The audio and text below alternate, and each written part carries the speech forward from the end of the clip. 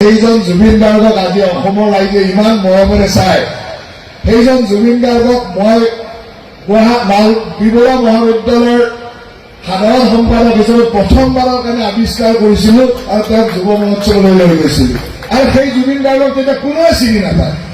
এজন কলেজীয়া ছাত্ৰ, মই কলেজখনৰ জেনেৰেল ছেক্ৰেটাৰী, কলেজত দেখি থাকো গান গাই চুলি তুলি দীঘল, মই ভাবিছো ভাল গান গাব ৱেষ্টাৰ্ণ ভোকেলৰ। তেতিয়া তাক ভোকেল গাবলৈ, ৱেষ্টাৰ্ণ ভোকেল গাবলৈ লৈ গৈছিল। গুৱাহাটী বিশ্ববিদ্যালয়ৰ যুৱ মহোৎসৱত ২-৩বাৰকৈ সোণৰ পদক পাইছিলো।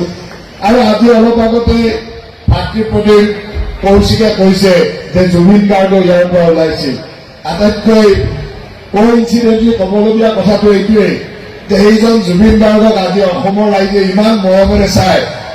সেইজন জুবিন গাৰ্গক মই বিবৰা মহাবিদ্যালয়ৰ সাধাৰণ সম্পাদক হিচাপে প্ৰথমবাৰৰ কাৰণে আৱিষ্কাৰ কৰিছিলো আৰু তেওঁক যুৱ মহোৎসৱলৈ লৈ গৈছিলো। আৰু সেই যুৱ মহোৎসৱতে ৯১ চনত জুবিন গাৰ্গে প্ৰথমটো সোণৰ পদক পাইছিল ৱেষ্টাৰ্ণ ভোকেলত। আৰু সেই জুবিন গাৰ্গক তেতিয়া কোনোৱে চিনি নাপায়। এজন কলেজীয়া ছাত্ৰ, মই কলেজখনৰ জেনেৰেল ছেক্ৰেটাৰী, কলেজত দেখি থাকো গান গাই চুলি তুলি দীঘল, মই ভাবিছো ভাল গান গাব ৱেষ্টাৰ্ণ ভোকেলৰ। তেতিয়া তাক ভোকেল গাবলৈ, ৱেষ্টাৰ্ণ ভোকেল গাবলৈ লৈ গৈছিলো।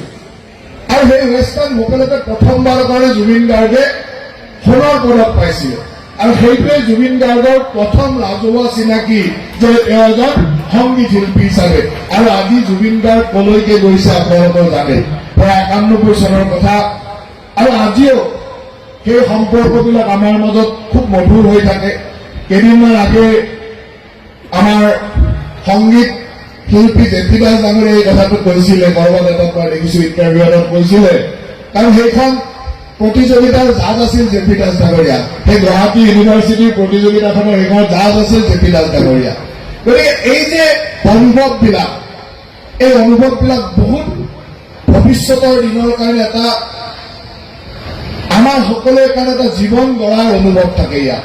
সেইজন জুবিন গাৰ্গক আজি অসমৰ ৰাইজে ইমান মৰমেৰে চায়। সেইজন জুবিন গাৰ্গক মই বিবৰা মহাবিদ্যালয়ৰ সাধাৰণ সম্পাদক হিচাপে প্ৰথমবাৰৰ কাৰণে আৱিষ্কাৰ কৰিছিলো আৰু তেওঁক যুৱ মহোৎসৱলৈ লৈ গৈছিলো।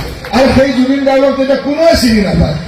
এজন কলেজীয়া ছাত্ৰ, মই কলেজখনৰ জেনেৰেল ছেক্ৰেটাৰী, কলেজত দেখি থাকো গান গাই চুলি তুলি দীঘল, মই ভাবিছো ভাল গান গাব ৱেষ্টাৰ্ণ ভোকেলৰ। তেতিয়া তাক ভোকেল গাবলৈ, ৱেষ্টাৰ্ণ ভোকেল গাবলৈ লৈ গৈছিলো। গুৱাহাটী বিশ্ববিদ্যালয়ৰ যুৱ মহোৎসৱত ২-৩বাৰকৈ সোণৰ পদক পাইছিলো।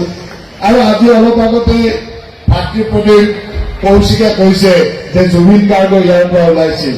আটাইতকৈ কোইনচিডেণ্টলি ক'বলগীয়া কথাটো এইটোৱেই যে সেইজন জুবিন গাৰ্গক আজি অসমৰ ৰাইজে ইমান মৰমেৰে চায়।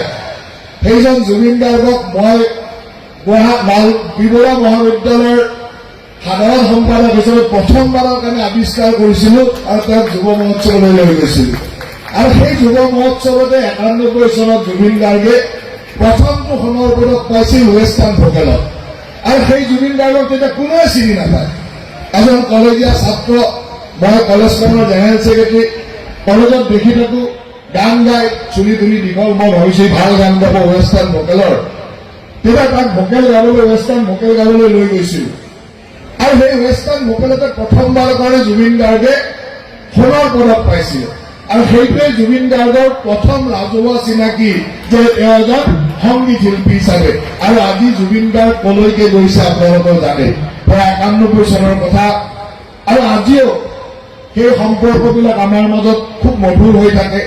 কেইদিনমান আগে আমাৰ সংগীত শিল্পী জেপি দাস ডাঙৰীয়াই এই কথাটো কৈছিলে, কৰবাত এটাত মই দেখিছো ইণ্টাৰভিউ এটাত কৈছিলে। কাৰণ সেইখন প্ৰতিযোগিতাৰ জাজ আছিল জেপি দাস ডাঙৰীয়া। সেই গুৱাহাটী ইউনিভাৰ্চিটিৰ প্ৰতিযোগিতাখনৰ সেইখন জাজ আছিল জেপি দাস ডাঙৰীয়া।